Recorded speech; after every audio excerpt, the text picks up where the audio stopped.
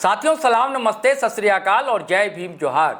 साथियों कुर्मी वर्सेस आदिवासी क्या टकराव जो दिख रहा है दोस्तों, क्या इसकी परिणति कहीं हिंसा में तो नहीं होगी? हम सारे लोग नहीं चाहते। हालांकि तरह तरह की आशंकाएं व्यक्त की जा रही हैं कि कहीं ये मणिपुर तो नहीं हो जाएगा। किसी एक नेता ने कहा कि कहीं ये नेपाल की तरफ तो नहीं जा रहा है, क्योंकि जैसे बयान आ रहे हैं दोनों पक्ष के, अगर आप सुने गौर से और समझें तो ऐसा ही लगता है।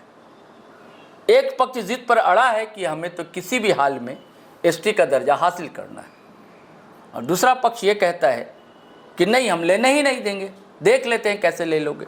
ये देख लेने की बात है, फरियाद लेने की बात है, तो फिर फलाफल निकलेगा क्या? ये सारे सिनेरियो को हम समझेंगे दोस्तों। हमारे साथ बहुत ही सीनियर और बहुत ही गंभीर पत्रकार हैं, कई मीडिया हाउस में संपादक रहे हैं और बहुत ही बारीक दृष्टि रहती है इनकी, नब्ज पर पकड़ रहती है इनकी, शंभुनाथ चौधरी जी। तो उनका अभिनंदन करते हुए हम यही समझने की कोशिश करेंगे कि दरअसल हो क्या रहा है और होगा क्या, और इसके नतीजे में क्या निकलेगा। क्योंकि जो कुर्मी समुदाय है एसटी का दर्जा देने की मांग आज से नहीं कर रहा है, बरसों से कर रहा है। ये रेल रोकना ऐसा भी पहले हो चुका है, धरना वो भी हो चुका है। तो शंभू जी, आप कैसे देख रहे हैं सारे परिदृश्य को? नहीं, देखिए, मांग तो अपनी जगह पे है जी। मांग जायज नाजायज, उचित अनुचित जी हो सकती है जी। और इसका डिसीजन जो है वो ऐतिहासिक पहलुओं पे, वर्तमान परिस्थितियों पे, तमाम चीज़ों पे आकलन करके हो सकता है। जी। आदिवासी सिर्फ अस्मिता का सवाल नहीं है। आदिवासी शब्द जो है वो आपकी अस्मिता से जुड़ता है। अगर जी। सवाल केवल उतने की है जी। या सवाल आरक्षण का है। जी। कुर्मी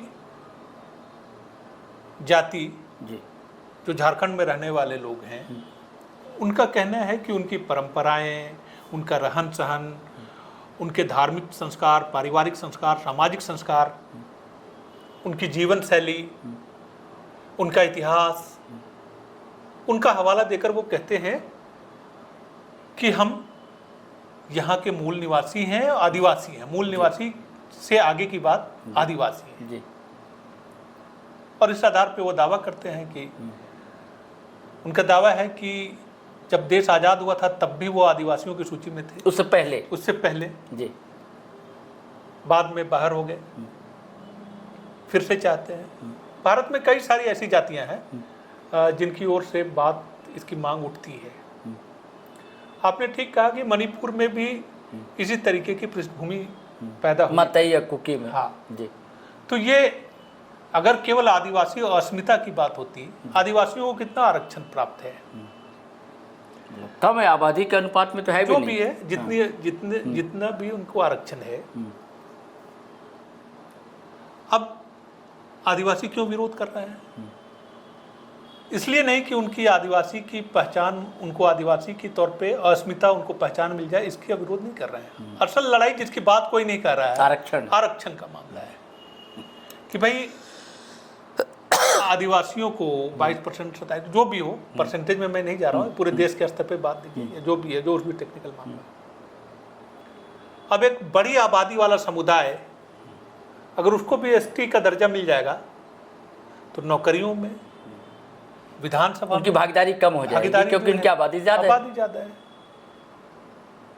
तो ये सियासी हिस्सेदारी का मामला, आरक्षण का मामला, ये तमाम ये ऐसे मामले हैं। इस वजह से जो है पक्ष विपक्ष की बात जो है, आदिवासी इसका विरोध कर रहे हैं कि भाई आप आदिवासी हो नहीं सकते और हमारे हक पे आप डाका डाल नहीं सकते। ये आदिवासियों का कहना है और ये कहते हैं कि हमारा हक है। इससे जो सामाजिक समरसता बिगड़ रही है, उसी का डर है ना। हाँ, सबसे खतरनाक चीज यही है। और समय रहते सरकारों को, केंद्र सरकार हो चाहे राज्य सरकार हो, या जो भी स्टेक जिनका जुड़ा हुआ है, उन तमाम पक्षों से बात करके एक सर्वसम्मत हल पे पहुंचने की जरूरत है। इसकी बात होनी चाहिए, क्योंकि सामाजिक समरसता अगर टूटेगी और उसकी आंच में सिर्फ ये दो समुदाय नहीं झुलसे, नहीं, पूरा राज्य। आज देखिए रेल रोको आंदोलन हुआ, पिछले 4-5 वर्षों में ये तीसरी दफा है। 2022 में भी जी इसी 20 सितंबर से शुरुआत हुई थी, 6-7 दिन 8 दिन उस समय भी, 2023 में भी, 2024 में चुनाव था नहीं हुआ, 2025 में 20 तारीख इनके लिए तय है। और उस समय रेल टेका डहर छेका आंदोलन करते हैं, ये सड़कों पे उतरते हैं, फिर है। और पुलिस के तमाम बंदोबस्त के बावजूद जो है आज तमाम जगहों पे बैरिकेडिंग लगाई गई थी कि ये नहीं पहुंचे। तो मैं ये कह रहा हूँ कि आज जो जिस तरीके से रेल रोका गया, कई जगहों पे सड़कें भी, वहाँ भी आवागमन रोका गया, इस वजह से जो लोग परेशान हुए, कई एग्जामिनी हैं, कल संडे का दिन है, कई परीक्षाएं हैं, कॉम्पिटिटिव एग्जाम्स हैं, वंदे भारत ट्रेन रुक गई, राजधानी जगहों पे रुक गई। तो मैं ये कह रहा हूँ कि सामाजिक समरसता अगर टूटेगी तो इसकी आंच में पूरा झारखंड झुलसेगा, और इसको समय रहते इस समस्या को एड्रेस करने की जरूरत है, और बहुत जिम्मेदारी के साथ एड्रेस करने की जरूरत है। सर्वदलीय बैठक भी तो बुलाई जा सकती है। हाँ बिल्कुल बुलाई जा सकती है कि क्या रास्ता निकले जी, कि भाई सर्वदलीय बैठक बुलाई जा सकती है। अब देखिए क्यों सरकार ध्यान नहीं दे रही है, केंद्र सरकार हो या राज्य सरकार हो? ये इसलिए क्योंकि वोटरों के, अगर आप किसी के भी पक्ष में झुकते हैं जी, तो वोटरों के एक बहुत बड़े समुदाय का, चाहे आदिवासियों के नाराज होने का खतरा है, चाहे कुर्मियों के नाराज होने का खतरा है। आज जेएमएम की ताकत क्या है? जेएमएम की जो ताकत है, जो सियासी समीकरण है, उसमें है आदिवासी हैं, कुर्मी हैं, मुसलमान हैं, माइनॉरिटीज हैं। ये 3-4 समुदाय जो है मिलके जेएमएम की ताकत बनते हैं। अब जेएमएम जोखिम नहीं ले सकता कि भाई हम कुर्मियों को नाराज कर दें, कि आदिवासियों को नाराज कर दें। इनके लिए ये दोधारी तलवार है कि इस पे, इसीलिए आप देखेंगे इस पे कोई बयान नहीं होती है। बीजेपी भी नहीं कर सकती है इस बात पे, बीजेपी भी नहीं, कोई स्टैंड नहीं। अच्छी बात आपने कही, बीजेपी का भी कोई बयान नहीं है। और शिवपूजन पाठक ने, यहाँ के स्थानीय राज्य स्तर के नेता हैं, उनका भी कल बयान था कि हमारा ये आजसू का कार्यक्रम है। लेकिन भाजपा के 2 नेता आज दिखे रेल रोकने के लिए पहुंचे। नहीं देखिए, नागेंद्र महतो और वो क्या नाम है, चौधरी जो जी हैं, रोशनलाल चौधरी, जो पहले आजसू में थे और फिर हाँ बगोदर के विधायक और बड़का गांव के विधायक, इन 2 जगहों के। जी हाँ, दोनों वो कुर्मी जाति से बिलोंग करते हैं। हाँ। और भाजपा ने उनको क्यों टिकट देती है? भाजपा नागेंद्र महतो को बगोदर से, जातीय जनाधार है। अब अगर एक बड़ा आंदोलन है जिसको जातीय अस्मिता से जोड़ दिया गया है, नागेंद्र महतो के लिए पहले क्या जरूरी है? पहले पार्टी बचाना कि पहले अपनी सीट बचाना? सबसे जरूरी है सीट बचाना। नागेंद्र महतो आज लीडर क्यों है? लीडर इसलिए है क्योंकि उनके साथ एक बड़े जातीय समुदाय का जनाधार है, बाकी और का भी होगा। लेकिन जो सबसे बड़ा, जिनकी बदौलत वो लीडर है, उनके बीच अगर खो देंगे वो अपनी जमीन, तो फिर पार्टी कहाँ पूछेगी? पार्टी कहाँ पूछेगी? पार्टी तो उनको नहीं, इन 2 नेताओं ने तो हिम्मत की। नहीं, हिम्मत इसलिए की, मैं तो ये कह रहा हूँ कि कोई तीसरा लीडर क्यों? ये कुर्मी जाति के हैं।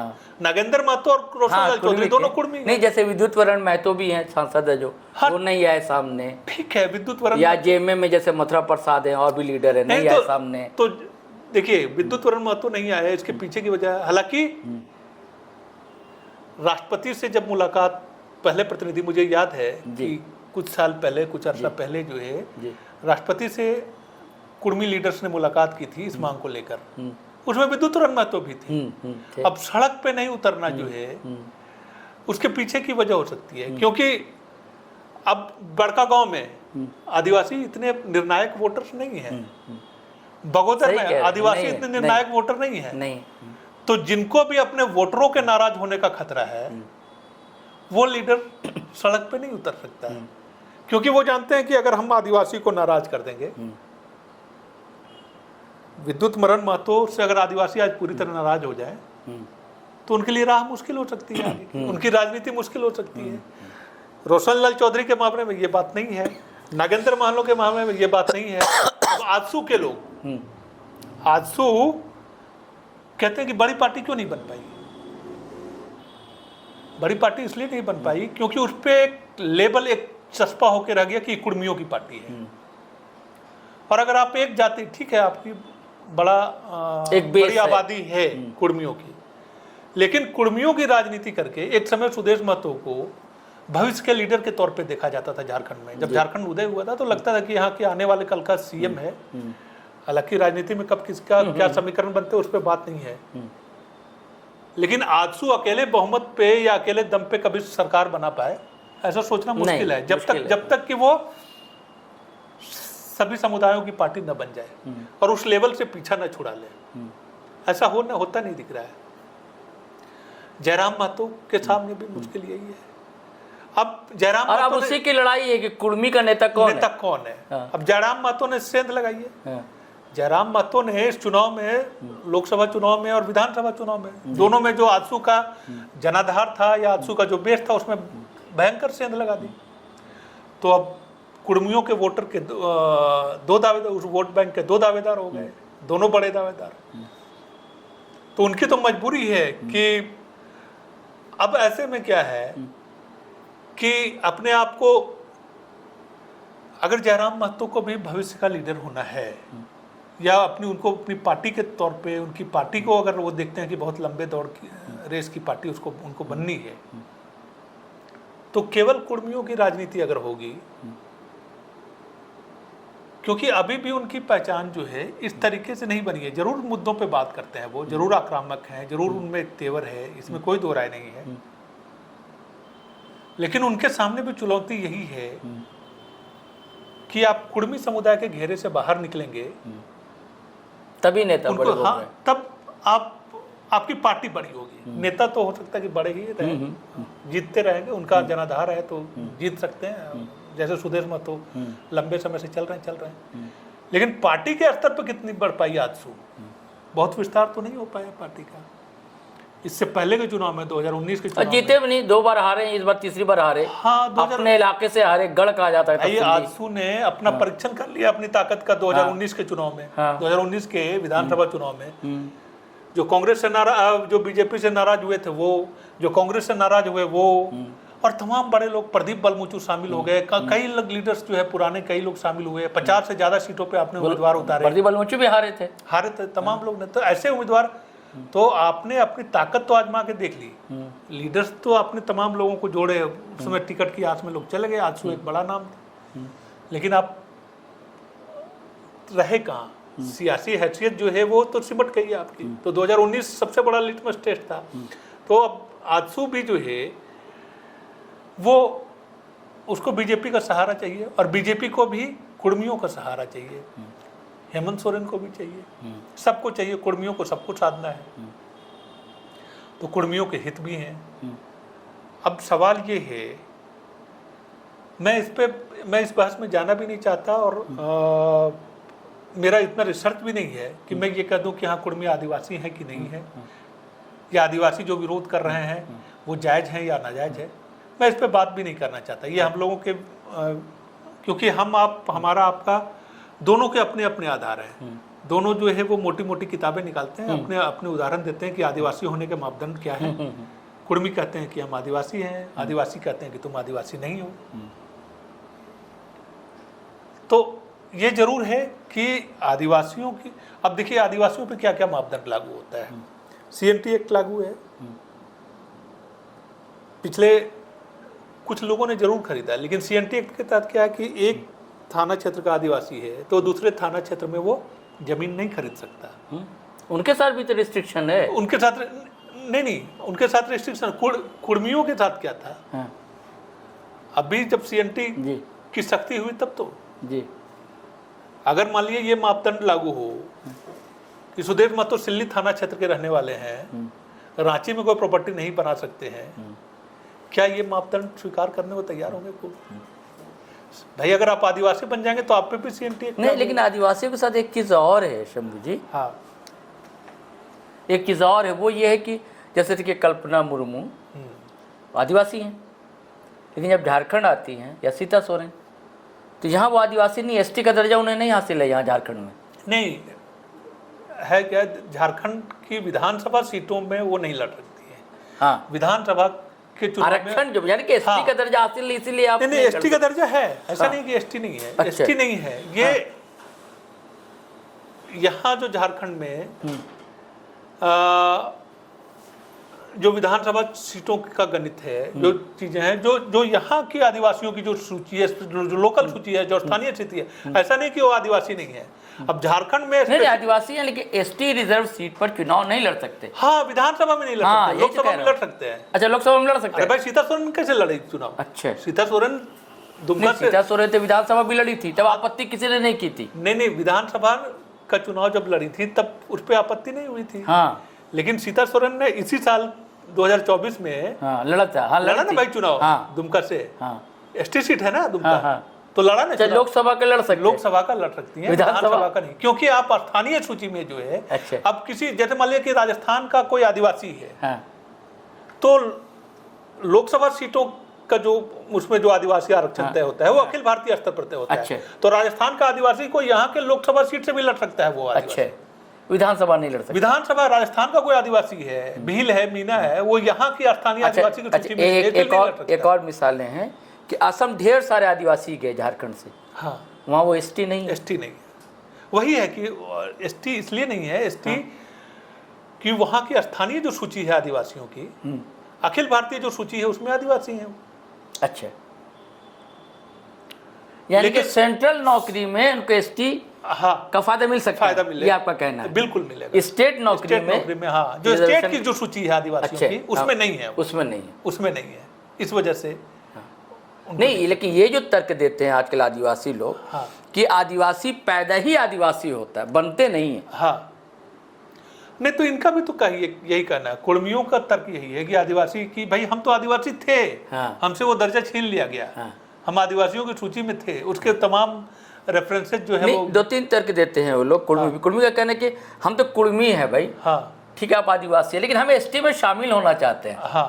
नहीं, जैसे वो कहते हैं भोक्ता, बिहार में भोक्ता तो दलित है, यहाँ भी काफी दिनों तक वो दलित थे, आज वो एसटी की सूची में शामिल है, जबकि वो भोक्ता है, वो आदिवासी नहीं है, लेकिन एसटी की सूची में। हाँ, नहीं, भोक्ता को अब ये अर्जुन मुंडा जब जनजातीय मंत्री जी, तो जिन्होंने शामिल किया हुआ कि 10 जातियों को किया। हाँ, 10 जातियों को किया, जिसमें भोक्ता को भी। एक सवाल है मुझे, वो ये कि जो पहले भी कहा कि फलाफल क्या निकलेगा, होने क्या जा रहा है, दरअसल होगा क्या? देखिए, ये इसमें फैसला जो है वो सियासी दृष्टिकोण से होना है जी, और वो आसान नहीं है, दुविधा वाली स्थिति है। मान लीजिए कि केंद्र सरकार ही तय करेगी कि कुर्मी आदिवासी है कि नहीं है। अगर ऐसा कर देती है तो एक बार हो चुका है सर, तो खतरा क्या है? खतरा ये है कि पूरे देश भर के आदिवासी नाराज हो जाएंगे, केवल झारखंड नहीं है केंद्र के सामने। तो केंद्र की सरकार कोई ऐसा फैसला नहीं ले सकती है। इसीलिए तो मैं कह रहा हूँ कि बीजेपी इसमें कोई स्टैंड ले ही नहीं सकती है। उसके लिए लेना जो है, स्टैंड लेना बिल्कुल कठिन है जी।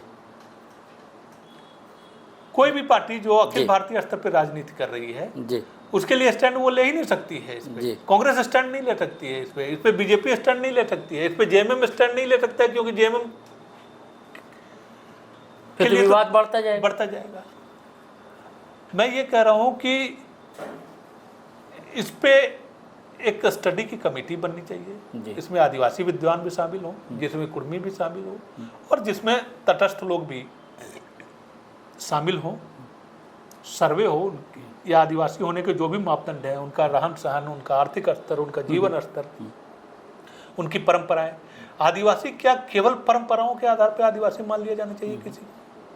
सवाल ये भी है कि आपकी जीवन शैली जो है वो परंपराओं नहीं, जैसे मैंने उदाहरण दिया ना, भोक्ता के जीवन शैली अलग है, आदिवासियों की अलग है। हाँ, ठीक है, यही बात कर रहा हूँ कि मैं जीवन शैली, आप कहते हैं हम टोटमिक कुर्मी हैं, हमारा जो कुल है, हमारा टोटमिक कुर्मी, मतलब कि हम टोटम एक चिन्ह होता है, जैसे उसमें प्राणियों को ये कहते हैं हमारा भी है। हाँ, ये कहते हैं कि उसी आधार पे हम आदिवासी हैं, रीति रिवाज परंपरा के आधार पर ये अपने आप को आदिवासी। अभी तो 81 टोटेम का लिस्ट जारी किया है। लेकिन जो आरक्षण तय हुआ था, आरक्षण तय करने का आधार क्या था? आरक्षण तय करने का आधार ये भी था कि ये कमजोर जातियां हैं, आर्थिक तौर पे कमजोर जातियां, सामाजिक तौर से, आर्थिक सामाजिक तौर पे कमजोर जातियां हैं। इनके पास राजनीतिक अधिकार नहीं है, इनके शिक्षा नहीं है, इनके पास संसाधन नहीं है। तो उन मापदंडों पे भी परखने की बात होगी। कुर्मियों को अगर आदिवासी का दर्जा देना है, तो हम तो कहते हैं कि जैसे कुछ राज्यों में कायस्थों पे, कुछ में भूमिहार पे लोग बात दावा करते हैं कि हम शेड्यूल कास्ट की सूची में होने चाहिए। एक दो केस मुकदमे भी हुए हैं कास्ट जो कि है, उन्होंने कहा कि भाई सुप्रीम कोर्ट में एक मुकदमा भी हुआ था कि कायस्थों को जो है आप दलित बना दीजिए, आदिवासी बना दीजिए। उस अपने ऐतिहासिक प्रमाण देते हैं बहुत सारी चीजों पर। पहले संभवतः किसी राज्य में रहा भी है, जहां भी रहा। सवाल है कि इस आधार पे क्या उनको दलित घोषित किया जा सकता है कायस्थों को? नहीं किया जा सकता। क्यों? क्योंकि उनके रहन सहन का सोशल स्टेटस अलग है। तो सामाजिक स्थिति केवल आप परंपरा पे, अगर मुझे जो मेरी समझ कहती है, लेकिन इसका निपटारा हम आप यहाँ बैठ के स्टूडियो में, ये इतना विवादित विषय है कि हम आप बैठ के तय नहीं कर सकते, क्योंकि उनके पास भी अपने रिसर्च है, उनके पास भी अपनी दलीलें हैं, उनके भी अपने तर्क हैं, जिनका परीक्षण एक हाई लेवल विद्वानों की कमेटी जो है वो गठित होनी चाहिए, जो पूरी स्थिति का अध्ययन करे कि आदिवासी का जो दर्जा मांगा जा रहा है, इसके पीछे आरक्षण में हिस्सेदारी की बात है कि नहीं है, या केवल वो आदिवासी पहचान चाहते हैं। अगर आरक्षण में हिस्सेदारी की बात है तो सोशल स्टेटस भी देखना पड़ेगा, आर्थिक स्टेटस भी देखना पड़ेगा कि क्या जीवन स्तर उनका ऐसा ही है जैसा जो अभी आदिवासियों की सूची में है, उनके बराबर के हैं। अगर नहीं है, और आदिवासी विरोध क्यों कर रहे हैं? उनको लगता है कि भाई हमारे पास न पैसा है, न हमारी आर्थिक स्थिति अच्छी है, हमको जो तो आरक्षण मिला है, अगर उसी में हिस्सा हो जाएगा तो तमाम पदों पे तो कुर्मी आ जाएंगे, और हम कहाँ जाएंगे फिर? हम तो वहीं का वहीं पहुंच जाएंगे। इसलिए विरोध हो रहा है। उनको लग रहा है हमारी हकमारी हो जाएगी। तो ये जो विवाद है, इसके हल के लिए सबसे बेहतर तरीका यही होगा, मुझे लगता है, कि एक सर्वदलीय और सभी पक्ष के विद्वानों को मिलाकर, रिसर्चर्स को मिलाकर एक कमेटी बननी चाहिए और व्यापक अध्ययन करे, और उसके आधार पर सरकार किसी निर्णय पे पहुंचने की कोशिश करे। तो मुझे लगता है कि ये बहुत ज़रूरी होगा, इसको एड्रेस किया जाना बहुत ज़रूरी है। अन्यथा आपने जो शुरुआत में बात कही थी कि अगर एक चिंगारी इधर उधर भड़क गई, तो मिसाइल की आग झारखंड में ऐसे ही लगी थी। और जो लोग कहते हैं कि ऐसे नहीं भड़क सकती है, भड़क सकती है। अगर आप थोड़ी सी असावधानी कर देंगे तो सामाजिक समरसता टूट जाएगी, दो समुदाय जो है वो आमने सामने होंगे। अभी भी जिस तरीके की बयानबाजी हो रही है कि तुम रेल रोकोगे तो हम हवाई जहाज रोकेंगे, फिर दूसरे लोग कह रहे हैं कि हमने तो रेल रोक के दिखा दिया, अब तुम हवाई जहाज रोक के। ये तो अच्छा है कि दोनों गुट आमने सामने नहीं हुए। हाँ, नहीं तो हो सकते हैं ना। अब अगर कल को मान लिया, आज चुनौती हमने तिवारी महतो जो आजसू के विधायक हैं, उन्होंने कहा कि हमने तो रेल रोक के दिखा दिया, तुमने कहा था जहाज रोक के दिखाओ, तो जहाज रोकेंगे हम लोग, तो जहाज रोक के, अब आज कल जहाज रोकने वो पहुंच जाए, सोचिए क्या स्थिति होगी। तो ऐलान ही कर दिया था, ऐलान किया है, और हो सकता है ग्लैडस्टोन डुंगडुंग ने, हो सकता है कि तुमने रेल रोका था, हम जहाज रोक देंगे। आज प्रदर्शन हुआ राजभवन में। हाँ, कल मान लिया कि कल कुर्मियों ने भी यहाँ प्रदर्शन तय किया और साथ में आदिवासियों ने प्रदर्शन तय कर दिया, या हाँ, दोनों तो तय कर दिया, या प्रदर्शन तय भी नहीं हुआ, तब भी ऐसा होता है, कई बार चीजें भड़क उठती है। तो शंभू जी की बातें आपने साथियों सुनी। मैंने पहले ही कहा था ना, बहुत गंभीरता पूर्वक अपनी बातों को रखते हैं, एक वजन होता है इनकी बातों। और इन्होंने सीधे सीधे बिना किसी लाग लपेट के साफ साफ कह दिया दोस्तों कि लड़ाई दरअसल आदिवासी होने और ना होने, एसटी में शामिल होने और ना होने की नहीं है। लड़ाई दरअसल हक और अधिकार की है और आरक्षण की लड़ाई। अब दूसरे को लग रहा है कि हमारा आरक्षण छिन जाएगा, एक को लगता है कि हम वंचित हैं, हमें भी आरक्षण की सुविधाएं मिलनी चाहिए। चलिए साथियों, अब आज्ञा दीजिए, इजाजत दीजिए, लेकिन गुजारिश है कि अगर आपने हमारा चैनल सब्सक्राइब नहीं किया तो कर लीजिए। और वीडियो हमेशा की तरह खटाखट फटाफट धड़ाधड़ शेयर कीजिए, लाइक कीजिए, कमेंट कीजिए। लेकिन कमेंट करने से पहले सोच लीजिए सेकंड भर के लिए कि आप जो शब्द टाइप कर रहे हैं अमर्यादित तो नहीं है, किसी के भावनाओं को ठेस तो नहीं पहुंचाता है। असहमति की गुंजाइश हमेशा बनी रहती है, हम असहमति का भी सम्मान करते हैं, लेकिन और सहमति के विवेक का भी सम्मान करते हैं, और असहमति के साहस को भी सम्मान करते हैं। लेकिन भाषा की मर्यादा बनी रहनी चाहिए, ये भी चाहते हैं। चलिए साथियों, इजाज़त दीजिए, आज्ञा दीजिए। जय हिंद, जय भारत।